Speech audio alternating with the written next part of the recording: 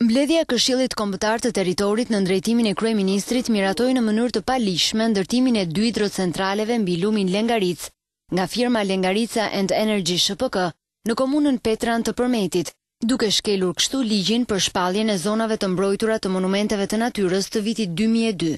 Projektet e këtyre 2 heceve parashikojnë ndërtimin pikërisht në të gjithë gjatësinë e kanjonit të Lengaricës, duke ngritur diga e tunele të cilat përshkojnë këtë zonë, ku ka 2 monumente të mbrojtura të natyrës, si banjat e Benjës dhe kanjoni i Lengaricës, por njëkohësisht kjo zonë është shpallur në tërësi park kombëtar në fondin pyjor të Shqipërisë.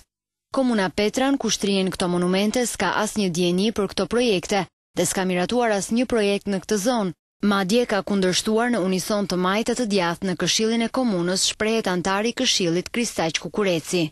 Kjo kërkesë është përsëritur disa herë për presion edhe nga deputeti i PD, që mbulojnë qarkun e Gjirokastërës, por dhe strukturat e tjera të qeverisë.